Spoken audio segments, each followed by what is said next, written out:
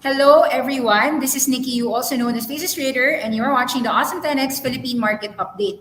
We are going to have our schedule in the Philippines only on Wednesdays, and so let's begin. Okay, what happened in the Philippine market? Quite a strong move. You could see that PSEI is 6,822, 143 points, up 2%. The top traded name for the day is Globe. So Globe is actually hitting 2,700 pesos. Here you could see it's closing at 2.6, but it actually reached as high as 2.7. So what is the news why Globe Telecom is rising? So in June 2021, there was news that GCash was mulling for an IPO for future growth. GCash, mobile wallet GCash, is contemplating on going public to fund its rapid expansion. For the Filipinos out here, we all know how useful GCash is, and there's also news that GCash also wants to enter into cryptocurrency soon. You could see that GCash wants to enter Filipinos in what seems to be another game-changing feat for GCash, allowing 46 million strong users to use cryptocurrency trading in their platform. So during a virtual briefing, Martha Sazon bear plans on a fintech firm entering the crypto trading business. As soon as we identify and finish our dealings with the entity that we will partner with, Sazon remarked. So you could watch more ideas in the GCash official. Kung kaya mo, i-GCash mo. So I really think that the Filipinos are very much in love with cryptocurrencies, and we'll actually discuss today a play to earn game and how I am doing in the Plants versus Undead. But let's read this. We want to be an entity to aid in the trading of cryptocurrency, so watch out for it soon. Take note that in the Philippines, GCash is already being used with 2.5 million merchants, 46 million registered users. This is as of July 2021, reaching up to 10 to 15 million daily logins with 10 million daily transactions. GCash is operated by Globe Fintech Innovations Mint as a part of the portfolio of 917 Ventures, happening to be the corporate incubator of Globe Telecom. So we've seen, guys, in the US, companies that is the equivalent of GCash is a company like Alipay, WePay, WeChat Pay, Square. So we are in love with these fintech names. Let me tell you how huge the movement in the Philippine market cap for Globe this week. So let's take a look at the chart of Globe. You'll notice that the chart of Globe for the last 5 years has never broken 2-2, always being traded as a range. But nowadays, this move in just a few days. Let's take a look in the daily chart. You'll notice that in just 2 days, it rose from as low as 2.1 to as high as about 2.7 or 30%. That move can only be explained, in my view, as the company is gearing for an IPO for GCash. So you could see as well that Telephone is also perhaps, even if there was no news, people are assuming that Telephone owning Paymaya will definitely also mull an IPO for their growth in this year or next year. So 1,250 rising 1,350 or another 10% move. How huge is the market cap of Globe and Tel in terms of the index? Because the index right now is 6 billion pesos. You've got Globe Telephone 14%, 7%. Take note that Converge just traded as high as 30 pesos, or actually almost double, signifying that the digital economy of the Philippines relies on these very basic infrastructures, which are your telecoms, providing that broadband connectivity. So in a world where we are very much digitally connected, almost all businesses are online. These are the most resilient, and not right now, not just the resilient, but also the growth waves. So let's take a look at the index movers in terms of market cap. So you could see that Globe Telephone, Globe is 76 billion market cap. Telephone is 110 billion. This is the free float market cap. A better gauge would be to go to stats here, analytics tayo, and take a look at the PSEI as your watch list. So in terms of fundamentals, what I like about these telecoms, and we actually argued that we love the telecoms in the sense that they were stable. Notwithstanding, we didn't know the actual timing for this GCash, but definitely we were very bullish that if a GCash IPO were gonna happen in the Philippines, it's something worth watching for. So the market is actually very much adamant to see a fintech in the Philippines, and I'm sure that everyone is happy that Globe is finally perhaps gonna spin it off. So with Martha Sazon at the helm, it's a great company to actually check out upon and actually invest thoroughly in the pure play in the Philippines when it comes to digital fintech. All right, so we have to go to the market cap of the largest market cap in the Philippines. And the best way to go about it is just take a look at the largest. You can still see that SM and SM Prime is a $1 trillion, 1 trillion peso mark. And you can see that Telephone and Globe is actually in the top 20. Telephone being 290 billion, Globe being 347 billion. Now, let's assume that you are pricing in a 50 to 60 billion peso market cap, or maybe 100 billion or 2 billion dollar market cap. Right now, I still don't know how much the details about this Gcash in the Philippines. I'm not aware as well of how much sales revenues or earnings performance, but definitely I do see that people are speculating that Globe and PLDT has at least as much as 30, 40, 50% upside if we're going to spin off that simple unit inside their subsidiaries, 917 Ventures. So how much has Globe actually rose in the last few days? You're seeing that the market cap rose about 100 billion pesos in the last few days, which tells us the market is already assuming that Gcash inside Globe is already 100 billion pesos. How much higher can it go? So I'm not here to speculate, but I'll say that the market, if and when they want to enter Gcash, because they can't enter that, they're entering through Globe. Have we seen companies that we can make money from in this type of format? Well, if you're very bullish in companies wherein a conglomerate owns multiple great businesses, look no further with companies like 9984, SoftBank. We said that SoftBank Group is a way to get Grab and TikTok at a huge discount.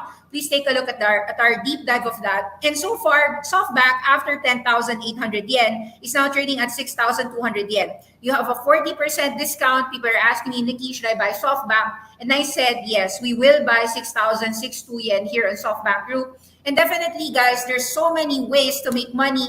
I hope you've been watching our channel wherein we talked about free Friday classes every Friday. For the Filipinos out there watching, please watch these very good channels and very good classes.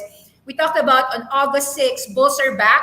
We talked about August 13th, we talked about who are the separating the boys from the men, who are the winners that we should add, who are the losers that we should have to replace, good riddance. And then August 20, we talked about, okay, that's not it. On August 20, we talked about companies that are consumer cyclicals in focus, surviving a falling stock market. And we talked about the likes of Krispy Kreme, DNUT. We talked about the likes of Macy's. We talked about the likes of Airbnb. Let me just show to you guys that in the Philippines, we can all buy these stocks and make money from them. Take a look. Airbnb rose from 140 to 160. What happened to your Krispy Kreme donut? It rose from about 13 already 17. So these are wonderful companies. And take a look. Macy's is even planning to give a dividend. That's why it went from 19 all the way to 23. So another thing that we can all make money from, guys, is playing blockchain games to earn money. So in light of that, let me show to you what I just did.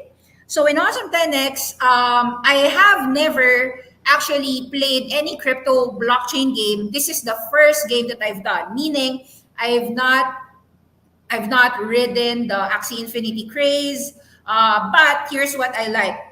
The nice thing about Filipinos is that we are always willing to learn and we want to all make money. Can I speak Tagalog right now so that the people who really want to listen about Plants vs. Undead, which are mostly wanting the Filipino vernacular, can really understand?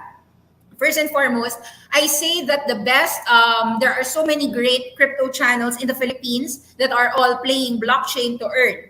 So, so far, in terms of gardening, virtual gardening or virtual farming, we are already seeing approximately more than 30,000 in the Philippines that are joining the Discord group of Plants vs. Undead.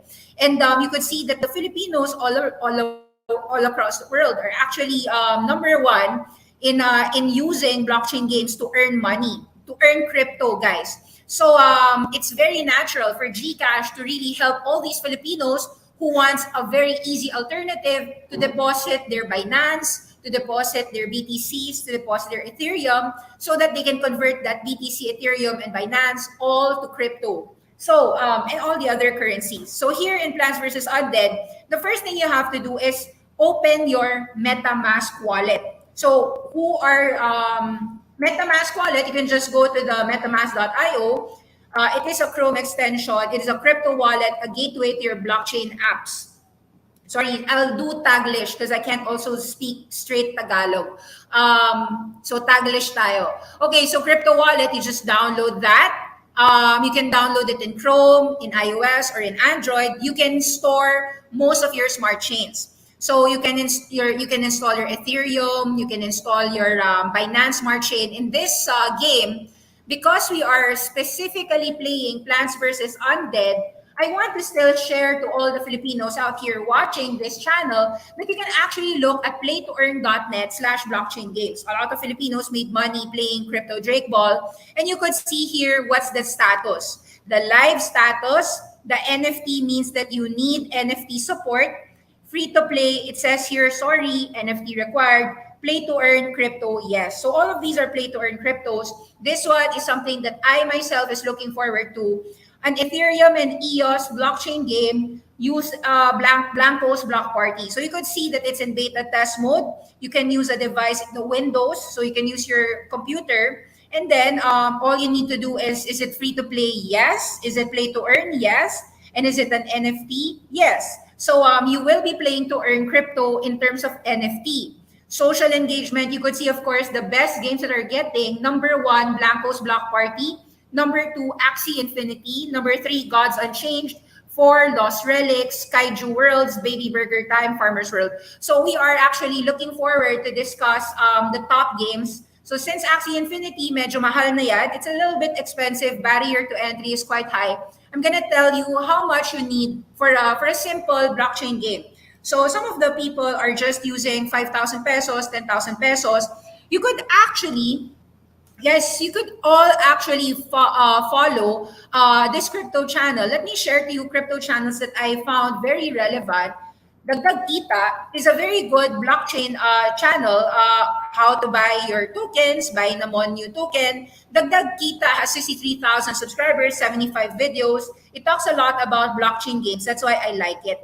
So this one is good for me. Paano magsimula sa mga Plants vs. Undead. This one is also very good. Marvin Favis, very good. How to earn NFT blockchain game. I also like to follow Roz Charles, guys. So si Roz Charles, okay din siya mag-explain Plants vs. Undead. I'm pretty sure you might have more Filipinos that you're watching your crypto blockchain games. But these are the ones that have a lot of viewers and magaling sila mag-explain. Very easy to understand. How much money do you need? Ito, how much to buy? So you can start with 5 PVUs. And you can see that 5 PVUs roughly cost around $20 each. So nasa mga 20 times 5 or definitely about $100 or 5,000 pesos. Sorry, $22 na pala. So some people started $10, some people started with $13 puhunan, and some people started with $20 or $22. You could see that it started just recently this August, 15, tapos 10. Why do you need a PVU token? Because you need PVU to convert it to LE. This is what happens when you already have your Binance, swap to PVUs, and then this is how the gameplay starts. So you log in with your MetaMask wallet, connect to your Binance wallet address, and then malalaman nung Binance wallet address how much PVUs you have and how much Binance you have. So let's say for this, I'm gonna show to you how do you convert to light energy and why do you want to convert PVU to light energy.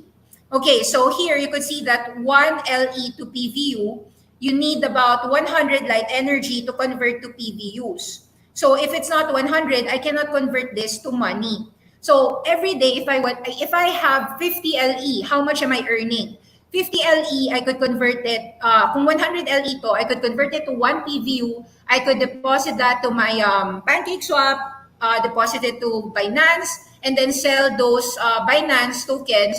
Yung PVU, i-change ko to Binance, and then sell ko yung Binance to get my money, whether in USDT form. And then in USDT form, I'll just convert it to pesos. So I can actually already really make money from crypto.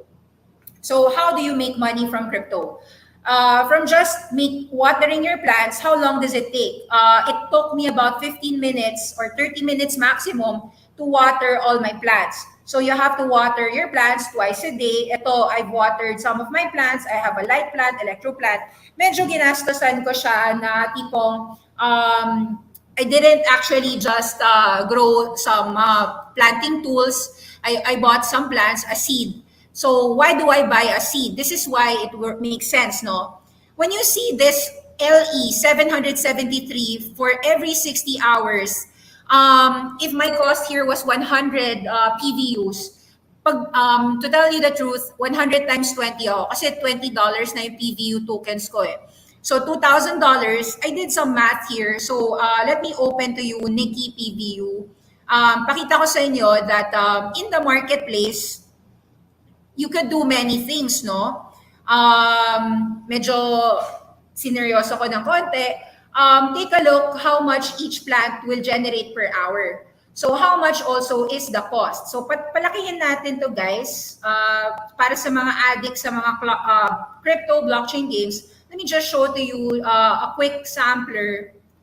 Okay, ganito siya, no? So here, I'm gonna show to you one exact, so magko-convert ako ng 1 PVU.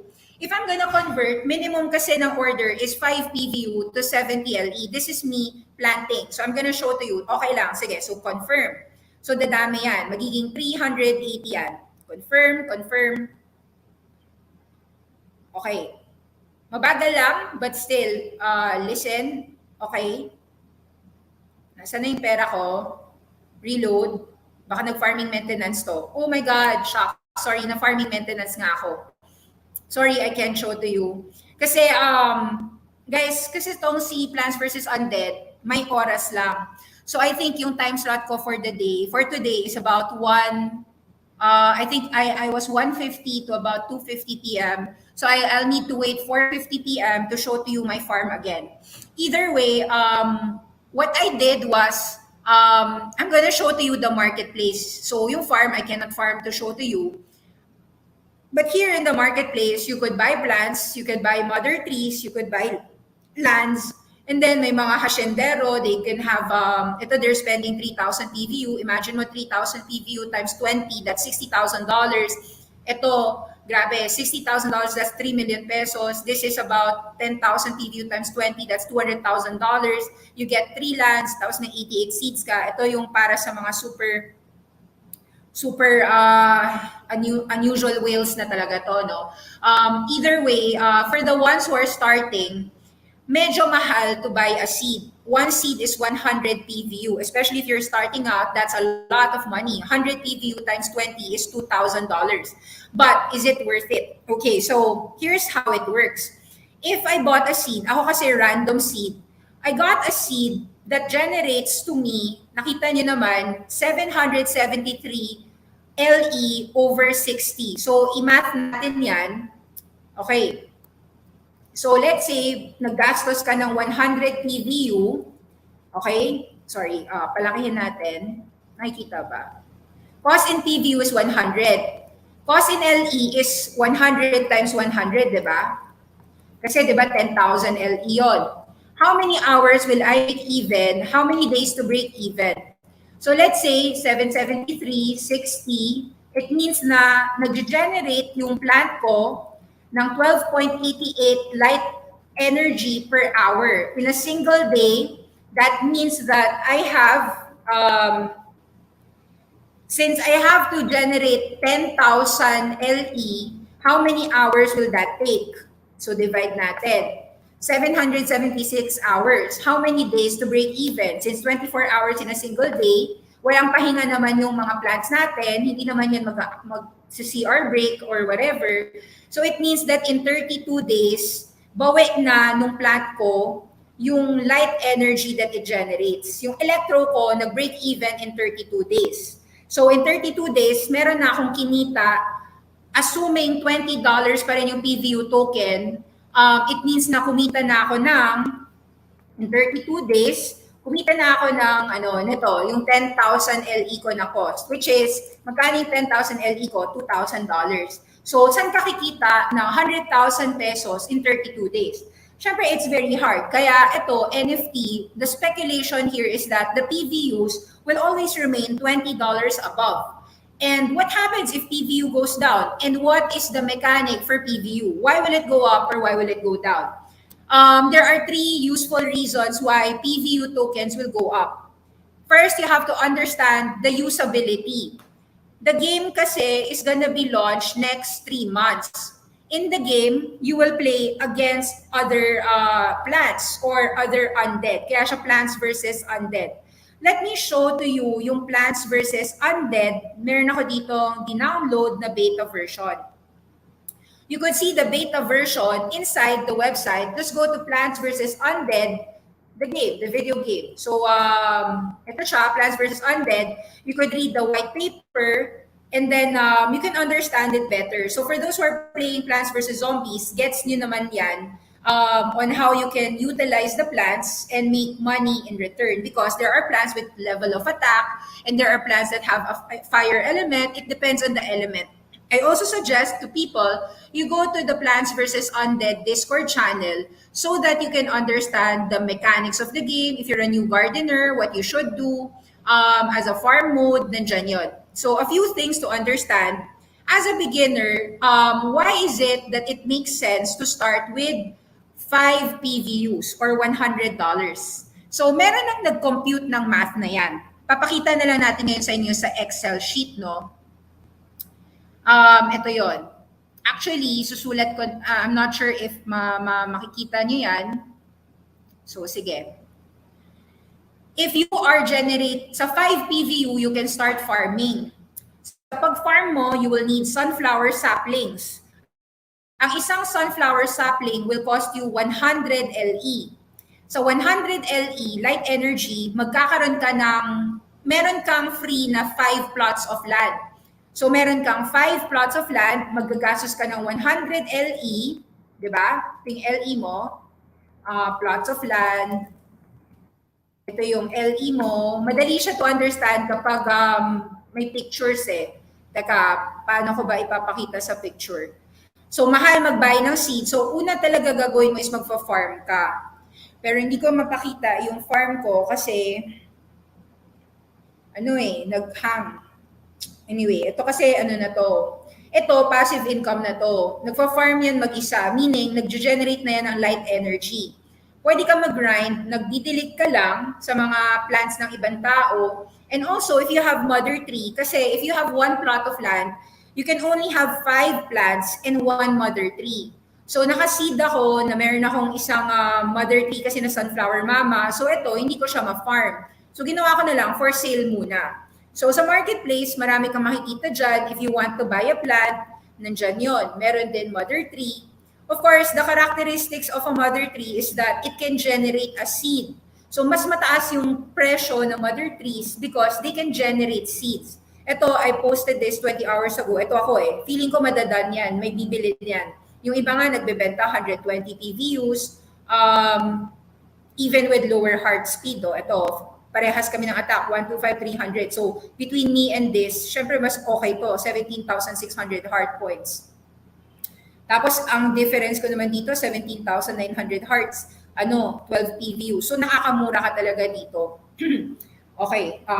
Except if ito, 1 PVU lang yung difference namin kasi almost same stats with a higher heart.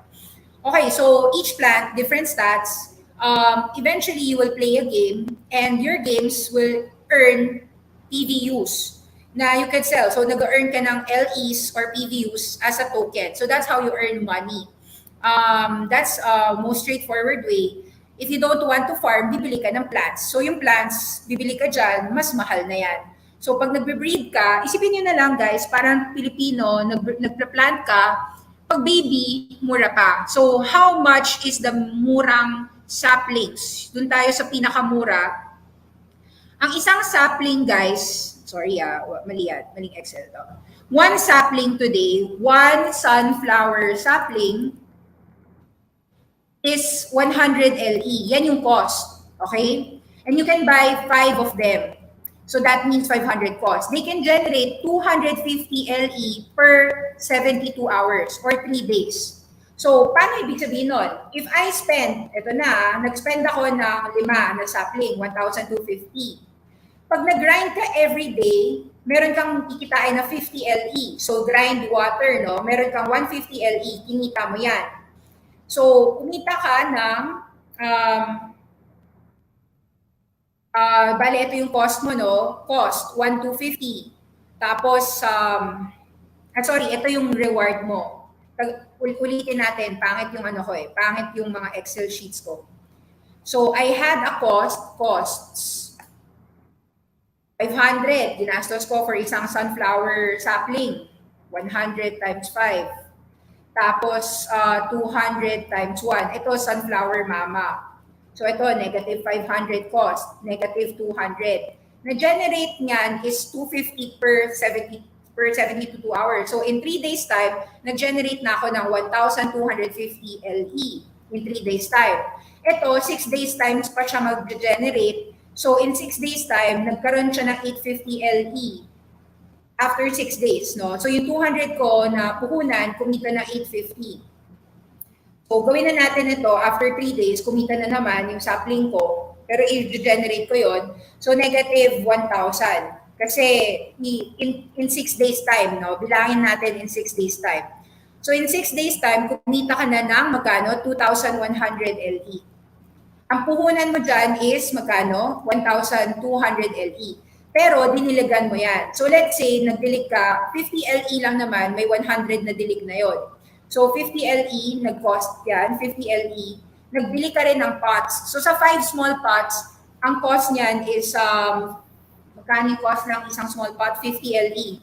So, nag-spend ka ng negative 250. And then, ito, yung big pot, nag-spend ka ulit ng isang 100 LE. So, ito yung total na spend mo. Ngayon, since kumikita ka rin naman for grinding, in 6 days time, 50 times 6, meron kang 300 LE na na-generate for grinding. Ito yung passive income mo na 2-1. Ito yung active, di ba? In 6 days time. So, magkano kinita mo? 2,4 LE. Magkano spend mo? Bilangin natin to. You spent how much? Equals 1,6, tapos ito, 2,4. So, 800 LE. 800 LE gain. So, panalo ka na in 6 days time. Tapos, nakuha mo na yung lahat ng cost mo. So, nag-ROI ka na, di ba? Nag-return of investment ka na. Yung 800 LE is equivalent to 8 PVU, guys. That means, kumita ka na ng magkano ang isang PVU ngayon. So, 8 PVUs for 6 days equals $160 in 6 days time. In 6 days time, guys. So, kumita ka ng 8,000 pesos in 6 days time. So, I would suggest you guys to learn this way kasi syempre, we know that in the pandemic, Filipinos have to earn money. So, I hope you learned something today. That was 28 minutes. See you again next Friday. This Friday, I'm gonna talk about, okay. So, now let's answer your questions. Ma'am, paki-explain bakit bumiglang taas si Globe. So there was already rumors since 2 months ago that Globe is gonna enter into the market through an IPO. That is GCash, yung Mint Financial. Also, sinabi ng Globe na plano nila to introduce cryptocurrency trading. We know that the Filipinos love cryptocurrencies. We can see, I foresee that the Filipinos, we have 100 million Filipinos, approximately 5 million people will play blockchain to earn crypto. That was evident in Axie Infinity. And perhaps there will be about 500,000 to 1 million Filipinos that will just buy crypto because they see it as a good investment or they see it as a good trading vehicle. So, baka nga 10 million Filipinos pa eh. So, I'm pretty sure that merchants will accept cryptocurrencies, especially the top ones. And because they can convert it to a stable coin. They can actually just convert Bitcoin to pesos, Bitcoin to dollar tethers. So, may stable coin, kaya hindi siya, it's gonna be used and adopted by everyone in the next decade. So, yun yung reason kaya I think biglang tumaas si Globe because of GCash. So, I think that any drops na about 2,224, there will be a buyer, especially if Globe announces na ito yung plan namin, our IPO is on March. I don't know when that is. AP, breakout na kaya? Okay, I was telling everyone, guys, that in the Philippines, ang pinaka-bet ko when it comes to cryptocurrency is avoid risk equity ventures dahil Union Bank, guys. So, I made a deep dive, guys. Panoorin nyo yung Union, hindi ako nag-cover ng Union Bank, pero pinover ko yung Aboitiz Power and AEV. We are very bullish in Aboitiz Equity Ventures. Please watch the deep dive. Wherein I said, Aboitiz Power, very undervalued. Aboitiz Equity Ventures, very undervalued. Even if hindi ko deep dive yung Union Bank, also very undervalued. So, tong breakout nitong EP, AEV, UBP, ito, I think, very good. It will go up. I really think that dire-diretso yan, any dips will be bought. There's a question. What's your take in Annie? Is it worth it? I'm sorry, I don't know much about it, so I can't say anything. Can you earn in plants versus undead without buying plants? Yes, you can. Mag-farm ka. Every time you dilig, it costs you about 50 LE to water the plants. So the minimum is, the 50 LEs, which is 100 water usage, is capable to earn yung 50 LE mo, kikita ka in 7 days ng 50 LE times 7, so 350, di ba? So kahit magdilig ka lang ng magdilig, you'll have enough light energy to either buy a sunflower sapling, a pot, so eventually, magkakaroon ka rin ng mga sunflower saplings and sunflower mama that are your passive income that will generate 250 light energy and 850 light energy every 3 days or every 6 days. Doon pa lang, I've heard so many Filipinos say, 2 weeks time, meron na silang enough sunflowers, yung light energy nila. Kasi imagine mo na lang, if you have 3,000 LE, 30 PVUs na yon, guys. So kahit hindi ka makabili ng plant, 30 PVUs times $20, kumita ka na, guys, ng $600 sa kaka-plant at farm, sa kakadilig. Tapos may chamba pa to, guys. Hindi ako nakakahanap ng scarecrow. If meron ka nakitang crow in somebody's farm within 2 to 6 hours, supposedly meron daw, may 10% chance ka to get a sunflower sapling. Why do you want sunflower saplings? Kasi passive income siya. Every 3 days, if you have a sunflower sapling, didiligan mo lang siya twice a day, kikita ka na ng 250 LE every 3 days. So, I want people to actually learn. I'm not saying na this is without risk, pero I think it's valid. So, of course, do your own due diligence. Watch a lot of videos, tutorials to really breed your own pets or virtual plants. And yun, I think Blanco's Block Party, #1 blockchain game, play to earn, try to read the white paper and see how much money you can make just playing games to earn cryptos and NFTs. See you again, and hope that you are able to make money kasi that's what we all Filipinos want to do. Filipinos helping other Filipinos make money. In this case, make money while playing. So make money while sleeping, make money while playing, make money cost averaging, great companies, diba? So let's say cost average ka lang ng cost average ng mga companies that you like. The same way that you cost average your cryptocurrencies. The same way that you cost average your pagdidilig-dilig sa mga plants mo. Well, hindi ka makaka-cost average sa blockchain. Mag-grind ka. Let's say may 5 games ka nilalaro every day. Kung kumikita ka ng mga $10 per game na nilalaro mo, that's $50 per day. So I foresee Filipinos becoming metaverse workers. That is a secular trend. I hope that you learned something and mapagkakakitaan, do something about it. Thank you very much. That's it. Bye. See you again. Friday, free class.